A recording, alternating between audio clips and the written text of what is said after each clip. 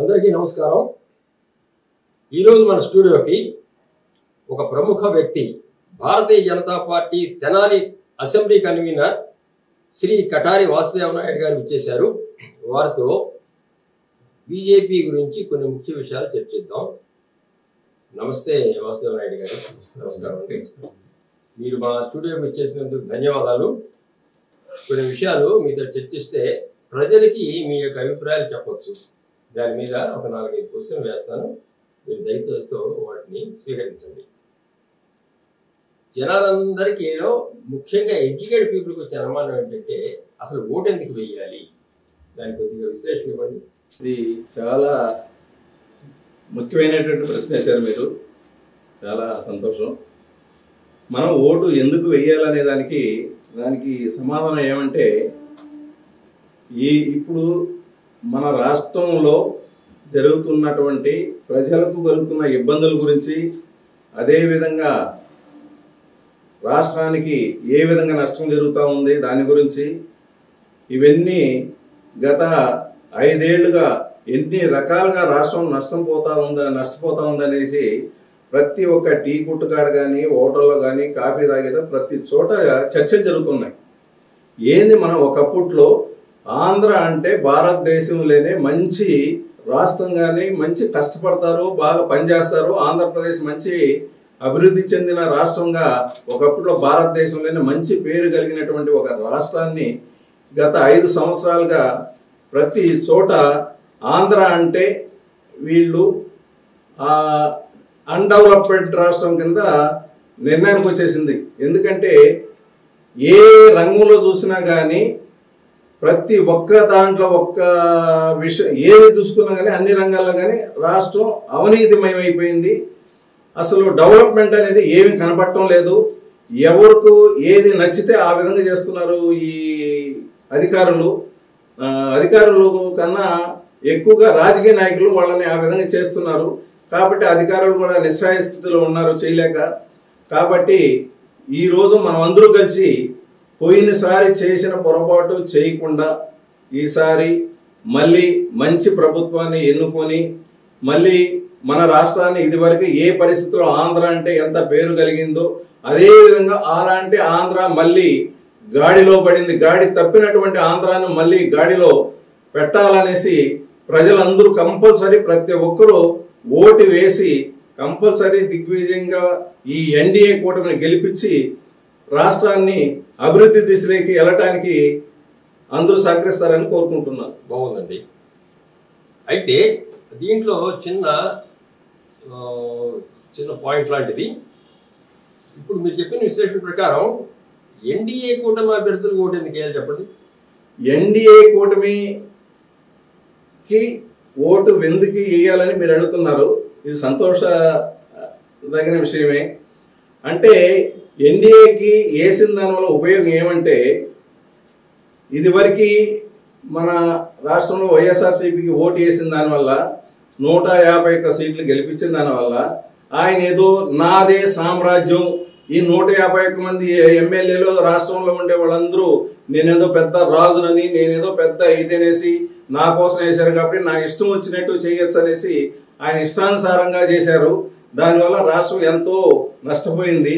ఈ ఎన్డీఏకి ఎందుకు వేయాలని మీరు అన్నారు కాబట్టి ఎన్డీఏకి వేసిన దానివల్ల ఏమంటే, అటు రాష్ట్రంలో ఈరోజు ఆర్థికంగా చాలా కొన్ని లక్షల కోట్ల అప్పులో ఉంది, కొన్ని లక్షల కోట్లు మన ఆంధ్ర అప్పులో ఉంది. కాబట్టి ఈరోజు మళ్ళీ కొత్త ప్రభుత్వం వచ్చినా కూడా మళ్ళీ గాడిలో పడాలనుకుంటే కేంద్రంలో కంపల్సరీ ఎన్డీఏ గవర్నమెంట్ మోడీ గారు రావాల్సిందే.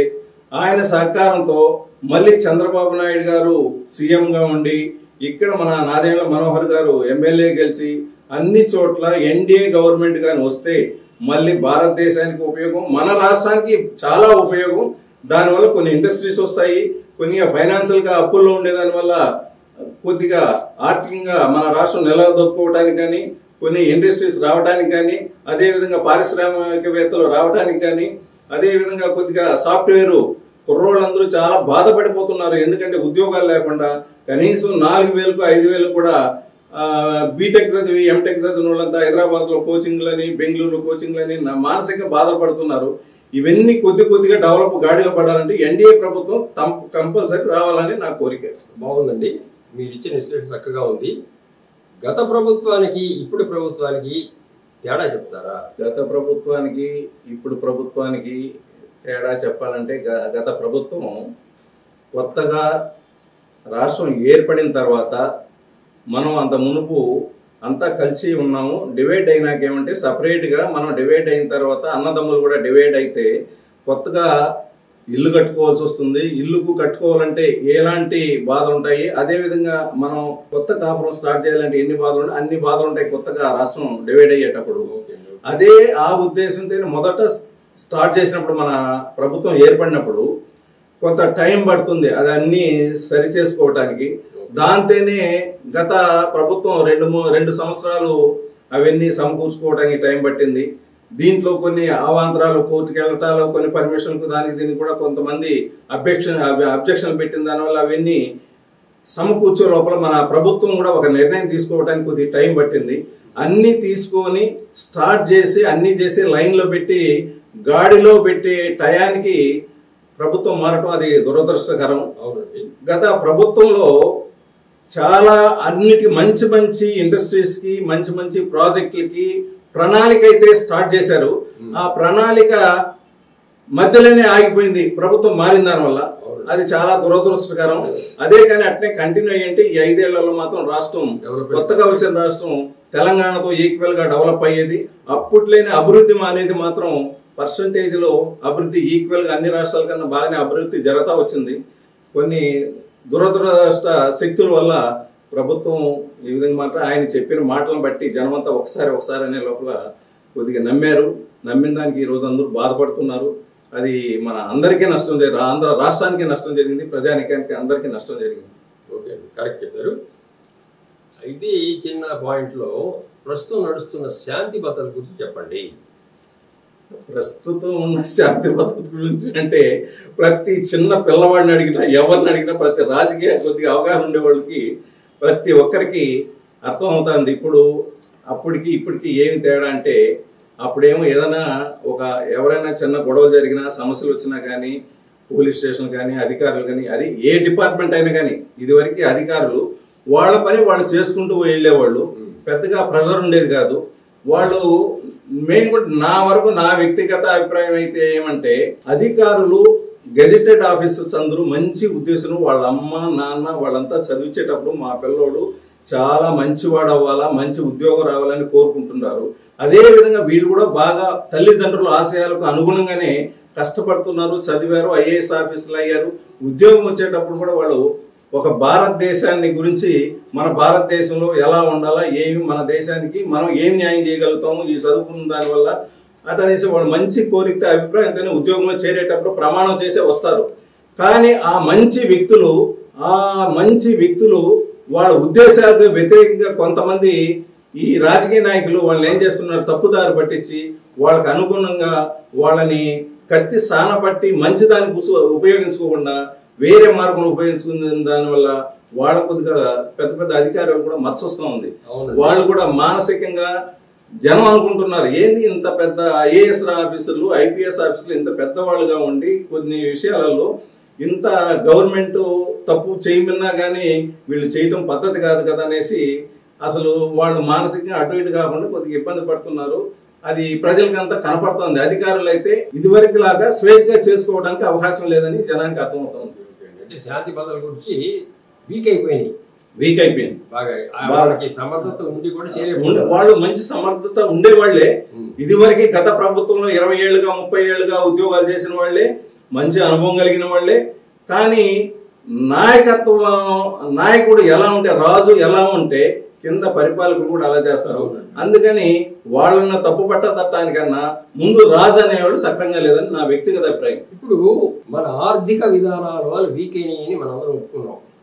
ఓకే, ప్రస్తుతం నడుస్తున్న ఆర్థిక విధానం వల్ల భవిష్యత్తులో రాష్ట్రం ఎదుర్కోబోతున్న సమస్యలు ఏమిటి? అదే ఆర్థిక విధానం అంటే ఇప్పుడు చాలా రంగాలలో దేనికైతే డబ్బు మనం ఉపయోగించాలనో దానికి ఎక్కువ శాతం ఉపయోగించకుండా అనవసరమైన దానికి ఖర్చులు పెట్టి రాష్ట్రాన్ని ఆర్థికంగా దెబ్బతీశారు. అదేవిధంగా మంచి దానికి కానీ ఉపయోగించుకుంటే దానివల్ల గవర్నమెంట్ కూడా కొద్దిగా ఉపయోగం వచ్చేది, ఇన్కమ్ వచ్చేది, రాష్ట్రం కూడా ఆర్థికంగా డెవలప్ అయ్యేది. ఉదాహరణ చిన్నదండి, రాజధానిలో ఇన్సూరెన్స్ 85% ఇళ్ళు బిల్డింగ్లు అయిపోయినాయండి. ఆ 85% ఇంకో 15% ఖర్చు పెట్టింటే పెయింట్లు వేసి కరెంటు లైన్లు గీన్లు లాగేసి ఫ్యాన్లు వేసి ఉంటే కొన్ని వేల కోట్లు ప్రభుత్వ డబ్బులు సద్వినియోగం అయ్యేది. ఈ రోజు వాళ్ళందరూ పెద్ద పెద్ద ఆఫీసర్లు, పెద్ద పెద్ద ప్రభుత్వ అధికారులు వేరే చోట్ల అద్దెలు కట్టుకుంటూ దానికి గవర్నమెంట్ కూడా భారం అయిపోయి తర్వాత ఇన్సూరెన్స్ 85% ఖర్చు పెట్టినటువంటి బిల్డింగ్లు అది ఊరికేనే ఆ డబ్బంతా ఊరికేనే ఇన్వెస్ట్మెంట్ అంతా ఊరికేనే వేస్ట్గా 5 ఏళ్ళుగా వేస్ట్ అయిపోయింది. వేస్ట్ అయిపోయింది కాకుండా వాడుకోకుండా పోయిన దానివల్ల అవి మన ఏదైతే మన మెటీరియల్ ఉన్నాయో మెటీరియల్ మన ఆస్తి అనుకోం, సుమారు ఆస్తే ఆ ఆస్తి మన ఆస్తి మనమే పాడు చేసుకున్నట్టుగా అయ్యింది. మళ్ళీ ఈ రోజు ఆ రోజుతో ఈ 10 రూపాయలతో అయ్యేది ఈ రోజు మళ్ళీ దాన్ని చేయాలంటే 25 రూపాయలు అయింది. అంటే అటు విధంగా చేసిన డబ్బు నష్టం జరిగింది, దాన్ని వాడుకోకపోయింది. దానివల్ల తర్వాత ఇప్పుడు మళ్ళీ ఎక్స్ట్రా ఖర్చు పెట్టి మళ్ళీ లైన్లు పెట్టడానికి ఆర్థికంగా మన రాష్ట్రానికి ఇబ్బంది కలిగినట్టుగా ఉందని నా అభిప్రాయం అయితే. సరే, దీంట్లో ఒక ముఖ్యమైన ఇన్ఫర్మేషన్ ఒకటి జరిగిందండి. ఇసుక ఈ అందరికి తెలిసిన విషయమే. దాని యొక్క అప్గ్రేడ్ డౌన్గ్రేడ్ అని అర్థమైన తర్వాత ఇసుక విధానం వల్ల విభిన్న వర్గాల్లో దాని ప్రభావం ఎలా పడింది అంటారు? ఇసుక ప్రభావం అంటే ఇదివరకు నాకు తెలిసిన కాడికి 5 సంవత్సరాల మునుపు అయితే 1100 ఒక ట్రాక్టర్ ఉండేదండి. ట్రాక్టర్ 1100 ఉండేది. 1100 1200 ఉండేదండి 5 ఏళ్ళు గత 5 ఏళ్ళు మునుపు. ఈ 1200 ఉండేటప్పుడే వీళ్ళు గవర్నమెంట్ వాళ్ళు లంచాలు తీసుకుంటున్నారు, అది ఇది లేకపోతే ఇంకా తక్కువకి వచ్చేది అనేసి అప్పుడు రూమర్ ఉండేది. దీంట్లో గవర్నమెంట్ ప్రభుత్వ అధికారులు కానీ లేదు రాజకీయ నాయకులు ఏదో స్వార్థంతో రేటు 1100-1200 రేటు ఉంది, అంత ఉండాల్సిన అవసరం లేదని ఇదివరకు అనేవాడు. అలాంటిది ఈరోజు ఒకేసారి ఒక కరోనా టైంలో హైదరాబాద్లో మేము ఉన్నాము. కనీసం రోజుకు హైదరాబాద్కు కొన్ని వేల లారీలు, ఇటు బెంగళూరు కానీ ఇతర రాష్ట్రాలు కూడా మన ఖనిజ సంపద మొత్తం వెళ్ళిపోయి చాలా మన రాష్ట్రం చాలా నష్టం జరిగింది. ఆ ఇసుక ఒక 30,000 రూపాయలు 25,000 రూపాయలు ఒక లారీ రేటు ఉంది. దానివల్ల ఈరోజు బిల్డింగ్ కట్టేవాళ్ళు, తర్వాత కాంట్రాక్టర్లు కానీ, తర్వాత ఒక బిల్డింగ్ ఒకటి కడితేనంటే దానివల్ల కొన్ని 20-25 రకాల ఇండస్ట్రీస్ డెవలప్ అవుతాయండి. ఒక బిల్డింగ్ కడితే ఒక సాఫ్ట్వేర్ ఇది కడితే జీవనోపాధి ఇది తాపీ మేసలు కానీ, సెంటరింగ్ వాళ్ళు కానీ, ఎలక్ట్రికల్ వాళ్ళు కానీ, తర్వాత కార్పెంటర్లు కానీ, పెయింట్ వేసేవాళ్ళు కానీ, అదేవిధంగా ఇది సీలింగ్ చేసేవాళ్ళు కానీ, తర్వాత మామూలు లేబర్ కానీ, ఈ అనేక రకాలైనటువంటి వాళ్ళకి ఉపాధి దొరికేది. ఈరోజు ఈ ఇసుక కారణం వల్ల ఒకదానికి పెరుగుకుంటూ లింకప్ అయిపోయే లోపల రేట్లు పెరిగిపోయి వాళ్ళు బిల్డింగ్ కట్టేవాళ్ళు కూడా సంతృప్తికరంగా లేరు. తర్వాత వీళ్ళు లేబర్ కూడా ఏం చేస్తున్నారంటే పనులు సరిగా దొరకటం లేదు, లేబర్ పెద్దగా లేదని చాలా మంది కొన్ని వేల కుటుంబాలు, లక్షల కుటుంబాలు ఈరోజు ఇటు బెంగళూరు కానీ, ఇటు హైదరాబాద్ కానీ, ఇటు మెడ్రాస్ కానీ వలస వెళ్ళిపోయిన దానివల్ల ఇక్కడ మన ఆంధ్రాలోకి వచ్చే లోపల ప్రతి ఒక్క హోటల్ చూసినా కానీ, బట్టల షాపులు చూసినా కానీ, మిగతా వివిధ రంగాలు అన్ని రకాల రంగాలు ఎలక్ట్రికల్ కానీ, ఐరన్ కానీ, సిమెంట్ కానీ అన్ని రకాల వ్యాపారాలు ఇక్కడ డౌన్ అయిపోయి ప్రతి ఒక్కరూ వ్యాపారం సరిగా లేదని అందరూ బాధపడుతున్నారు. ఓకే, ఇక ఇందాక అడిగిన దాంట్లోనే చిన్న క్వశ్చన్, ప్రభుత్వ అధికారుల తీరు మీరిచ్చే సలహా ఏమిటి? ఎలా ఉపయోగపడుతున్నారు, ఎలా చేస్తున్నారు? ప్రభుత్వ అధికారులు అంటే అదే ఇది వరకు కూడా నేను చెప్పాను ప్రభుత్వ అధికారుల గురించి. ప్రభుత్వ అధికారులు మాత్రం మంచి చేరేటప్పుడు మంచి ఉద్దేశంతోనూ మనం కొద్దిగా రాష్ట్రానికి కానీ దేశానికి కానీ ఉపయోగపడాలని, మంచిగా పేరు తెచ్చుకోవాలని వాళ్ళు కూడా కోరికలు ఉంటాయి. మంచి ఆఫీసర్గా పనిచేయాలని, మంచి ఆఫీసర్గా రిటైర్ అయ్యాలని, రిటైర్ అయితే బాగుంటుందని వారికి కూడా కోరికలు అయితే ఉంటాయి, మంచి సదభిప్రాయాలు ఉంటాయి. కొన్ని కారణాల వల్ల వాళ్ళల్లో కూడా మంచి వాళ్ళు ఉన్నారు, చెడ్డవాళ్ళు ఉన్నారు. ఇప్పుడు ఈ దీంట్లో ఏం చేస్తున్నారంటే ఇది రాజకీయ నాయకుల ఒత్తిడికి ఒక 20% ఈ ప్రభుత్వ అధికారులు తప్పుదారు పట్టించే దానివల్ల వ్యవస్థ మొత్తానికి చెడ్డ పేరు వస్తూ ఉంది. దాంట్లో మంచి వాళ్ళు కూడా బాధపడుతున్నారు. మన సంస్థలని ఇలాంటి వాళ్ళ వల్ల మనకు కూడా చెడ్డ పేరు వస్తుంది అంటే వాళ్ళు కూడా బాధపడుతున్నారు. దీనికంతా కారణం ప్రభుత్వ అధికారులని నిందించడానికన్నా రాజకీయ నాయకులదే తప్పనేసి నేను అనుకుంటున్నాను. వాళ్ళు సక్రమైన పద్ధతిలో కానీ నడుస్తూ ఉంటే వీళ్ళకు కూడా సంతోషంగా ఉంటుంది, ఇబ్బంది ఉండదు, వీళ్ళు కూడా సరైన దారి వెళ్తారని నా కోరిక. బాగుందండి. ఆ చిన్న విషయం మంచి సొల్యూషన్ ఇచ్చారు. మీరు ఒక కన్వీనర్గా ఉన్నారు. తెనాలి అభివృద్ధి లేదా తెనాలి నియోజక అభివృద్ధిని గురించి ఎన్డీఏ కూటమి ఏం చేయబోతుంది, ఏం చేస్తే బాగుంటుందో మీరు సలహా ఇవ్వండి. తెనాలి అంటే ఒకప్పట్లో ఆంధ్ర ప్యారిస్ అనేవాళ్ళు. అవునండి. ఒకప్పట్లో ఆంధ్ర ప్యారిస్ అంటే ఒక రంగంగా అంటే ఆ పేరు ఆంధ్ర ప్యారిస్ అనేసి ఎందుకు వచ్చిందంటే ఏ రంగంలో చూసినా కానీ తెనాల్లో మంచి మేధావులు, మంచి తెలివిగలవాళ్ళు, ఒక రాజకీయంగా చూసుకున్నా, ఒక ఎడ్యుకేషన్గా చూసుకున్నా, ఒక కళాకారులుగా చూసుకున్నా, ఒక వ్యవసాయం రీతిలో చూసుకున్నా కానీ, తర్వాత నైపుణ్యం కలిగినటువంటి లేబర్ కానీ, నైపుణ్యం కలిగినటువంటి హోటల్స్లలో ఇదివరకు ఎవరన్నా కూడా హైదరాబాద్ మాకు ఒక 20-30 ఏళ్ళ ముందుకు వస్తే తెనాల్లో పలానా హోటల్లో సాంబార్ ఇడ్లీ బాగుంటుంది, పలానా ఈ హోటల్లో ఇడ్లీ బాగుంటుంది, గారి బాగుంటుంది, అంత పేరు అన్ని రంగాల్లోనూ. ఒకప్పట్లో తెనాలి ఒక రంగంలో కాదు, ప్రతి ఒక్క రంగంలోనూ మంచి నైపుణ్యం కలిగిన వాళ్ళు ఉన్నారు, అదేవిధంగా మంచి వాళ్ళు ఉన్నారు, మంచి రాష్ట్రానికి ఉపయోగపడుతూ వాళ్ళు డెవలప్ చేసేటటువంటి కల్చర్ కలిగినటువంటి ఏరియా ఇది తెనాలి ఏరియా. సమర్థులు ఉన్నారు అన్ని రంగాల్లోనూ.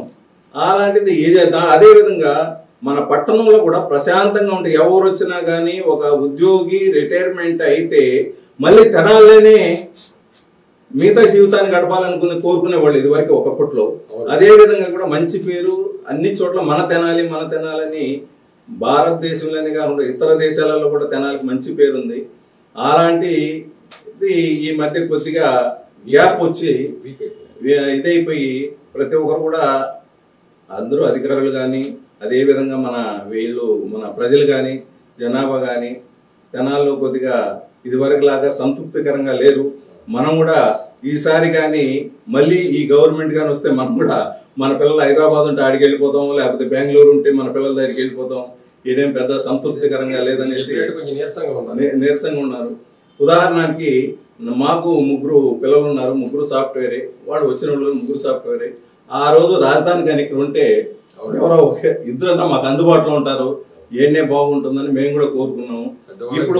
ఇప్పుడు ఈ గవర్నమెంట్ వచ్చిన దానివల్ల ఇంకా మా పిల్లలు కూడా అంటున్నారు అలాంటి ఆశలేమో ఈసారి కానీ అందరూ మనమంతా ఏకమత్యంగా పోయి అక్కడ ఉండేవాళ్ళు మేము కూడా వచ్చి ఇక్కడ ఓటేసి మళ్ళీ మనం ఎన్డీఏ గవర్నమెంట్ మనం గెలిపించుకోవాలా. అదేవిధంగా ఇక్కడ తెలుగుదేశం గవర్నమెంట్ ఏర్పడాలా. ఇది ఏర్పడితే మళ్ళీ కొద్దిగా ఆశలు పెట్టుకున్నాం. లేకపోతే మాత్రం ఇదివరకు అన్నట్టు ఇంకా మనం ఎక్కడ పిల్లలు ఉంటే అక్కడ వెళ్ళడానికి మంచిది అనుకుంటున్నాం. తెనాలి ఇప్పుడు మీరు అన్నారు చూడండి, ఎన్డీఏ గవర్నమెంట్ వస్తే తెనాలికి ఏం ఉపయోగం అని మీరు ఇందాక మంచి క్వశ్చన్ ఇస్తారు. మాకేమంటే కేంద్రంలో మోడీ గారు ఉన్నారు, అదేవిధంగా చంద్రబాబు నాయుడు విజన్ కలిగినటువంటి చంద్రబాబు నాయుడు గారు ఉన్నారు, అదేవిధంగా మన అనుభవం కలిగినటువంటి మన మాజీ స్పీకర్ గారు నాదెండ్ల మనోహర్ గారు మంచి విజన్ కలిగిన ఆయన కూడా ఇదివరకు స్పీకర్గా చేసినప్పుడు స్పీకర్గా ఎలా ఉండాలా, స్పీకర్ అంటే ఎలా ఉండాలి మీరు చూసే ఉంటారు. ఇప్పుడు స్పీకర్లో నిజంగా అది ప్రతి ఒక్కరూ ఆ స్పీకర్ గురించి వాళ్ళ గురించి ఎట్లా ఆలోచిస్తున్నారని కనీసం వాళ్ళు ఒకసారి మనం ఈ రోజు ఏం మాట్లాడాము, ప్రతిపక్షాలకు ఏం సమాధానం చెప్పాము, మనం ఎలా మాట్లాడాము ఒకసారి కానీ వాళ్ళు ఆ టీవీ రిలీవ్లో ఇంటికాడ చూసుకుంటే వాళ్ళకే అర్థం అవుతుంది మనం నిజంగా సీట్కి అర్హులు కాదనేసి వాళ్ళకి అర్థం అవుతుంది. అలా ప్రవర్తించి ఆ స్పీకర్ సీట్కే మచ్చగలిగితే చేస్తున్నారు. కానీ ఇప్పుడు ఈయనట్ట కాదు, మంచి వన్నీ తెచ్చారు ఆ సీట్కి. నా కోరిక ఏమంటే మళ్ళీ మనోహర్ గారు మంచి మెజార్టీతో గెలవాలా.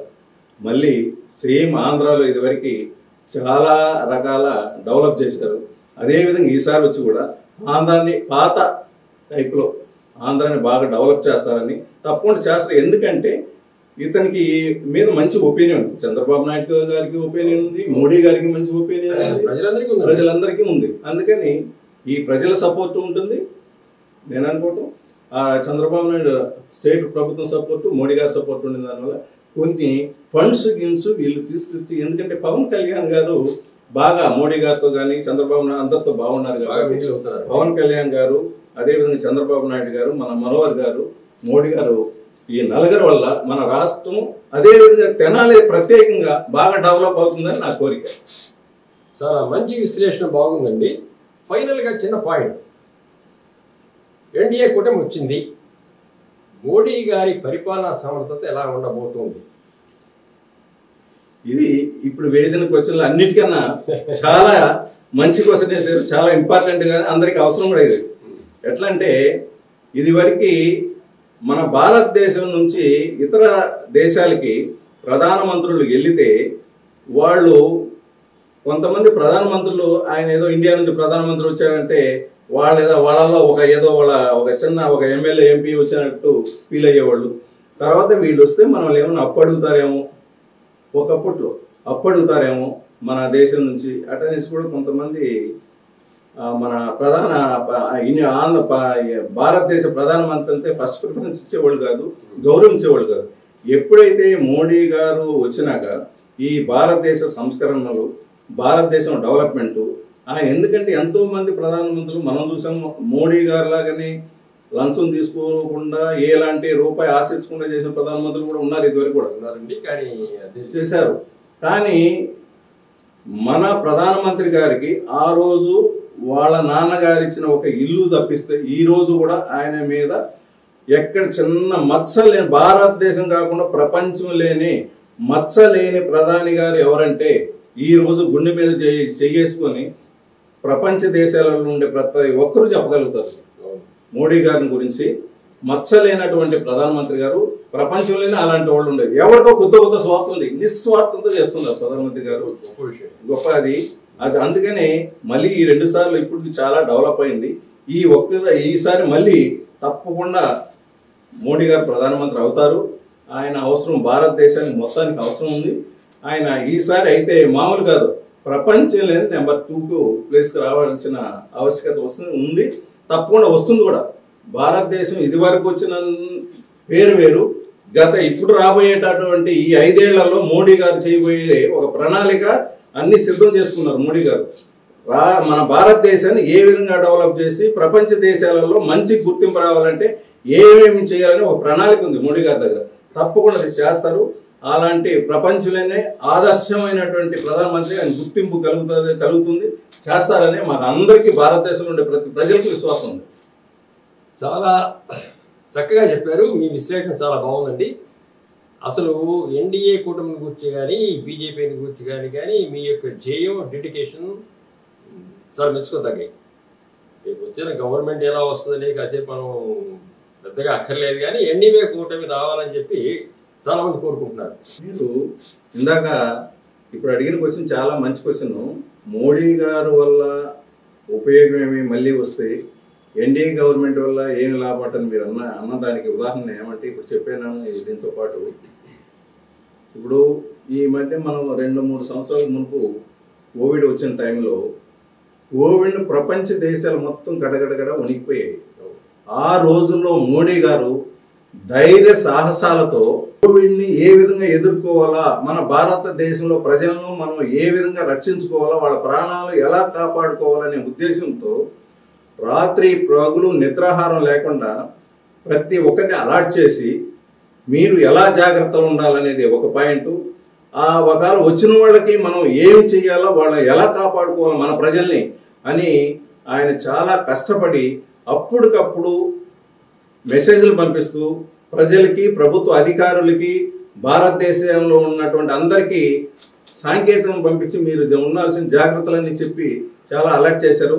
అదేవిధంగా ఈ కోవిడ్ వ్యాక్సిన్ తయారు చేసేటటువంటి పెద్ద పెద్ద డాక్టర్లని, పెద్ద పెద్ద వైద్యుల్ని, వాళ్ళకందరికీ మీరు ఏ విధంగా ప్రజలు కాపాడగలుగుతారో, మీరు ఎంత చెయ్యాలో మీ శక్తిని పూర్తిగా వినియోగించుకున్నట్టుగా వాళ్ళందరినీ ఎంకరేజ్ చేయించి ఆ మందును తయారు చేసే వాళ్ళకందరికీ చాలా వాళ్ళకందరికీ ఎంతో ఉపయోగకరమైనట్టుగా వాళ్ళకంతా ఎంకరేజ్మెంట్ చేసి వాళ్ళు దేశానికి ఉపయోగపడాలనే ఉద్దేశంతో వాళ్ళు కూడా మంచి గౌరవం ఇచ్చారు.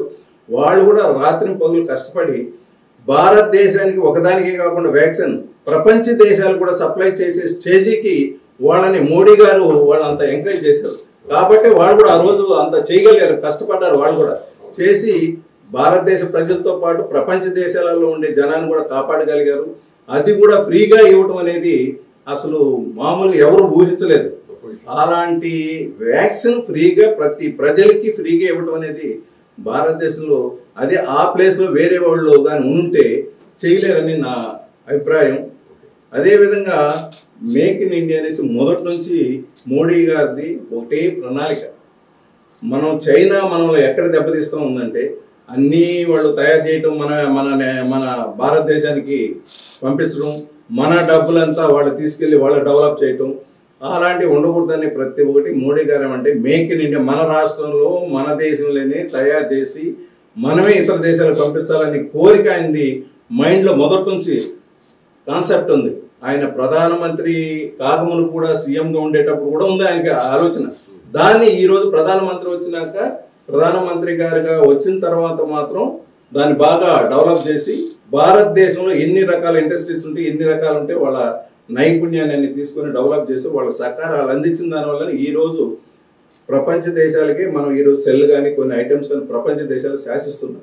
ఆ విధంగా శాసించిన దానివల్ల ఈరోజు ఫైనాన్షియల్గా ఈరోజు ఎదగటానికి మన భారతదేశం ఈరోజు సెకండ్ ప్లేస్లో 3వ ప్లేస్లో రాబోతుంది అనడానికి కారణం మోడీ గారు మేక్ ఇన్ ఇండియా వల్లనే చాలా ఉపయోగం అయింది. ఆ విధంగా ఎంతోమంది మన భారతదేశంలో వాళ్ళకి ఇది బతుకు తెరువు కోసం ఇదైంది, వాళ్ళ పని కల్పించినట్టు అయింది. కొన్ని కంపెనీలు స్టార్ట్ అయినాయి. ఈరోజు మన దేశానికి చాలా కంపెనీలు రావడానికి మెయిన్ మోడీ గారిని దృష్టిలో పెట్టుకొని ప్రపంచ దేశాల నుండి కంపెనీలన్నిటికి రావాలని ఎదురు చూస్తున్నాయి. అదేవిధంగా ఇంకోటి గొప్ప విషయం ఏమంటే సైన్స్ టెక్నాలజీ తీసుకుంటే ఈరోజు ఒకప్పట్లో అనుకున్నది చంద్రమండలానికి అమెరికా నుంచి ర్యాకెట్ పోయిందంట, చంద్రమండలానికి రష్యా నుంచి ర్యాకెట్ పోయింది అనుకుంటే మనం చిన్నప్పుడు వినేవాళ్ళం.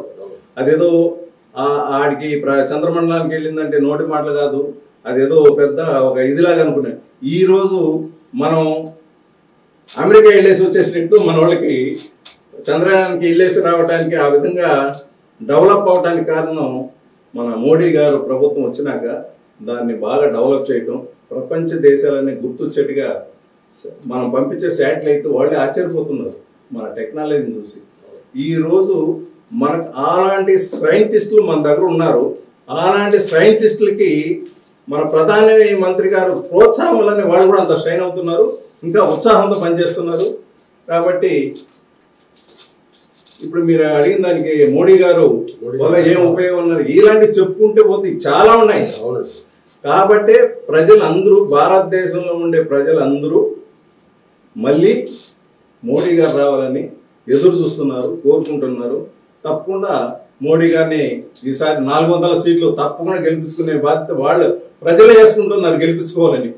అది అసలు ఎన్డీఏ కూటమిని గురించి కానీ బీజేపీని గురించి కానీ మీ యొక్క జేయం డెడికేషన్ చాలా మెచ్చుకోదగ్గాయి. రేపు వచ్చిన గవర్నమెంట్ ఎలా వస్తుందని కాసేపు మనం పెద్దగా అక్కర్లేదు, కానీ ఎన్డీఏ కూటమి రావాలని చెప్పి చాలామంది కోరుకుంటున్నారు. మంచి సమాచారం ఇచ్చినందుకు మీకు మా ధన్యవాదాలు. నమస్తే.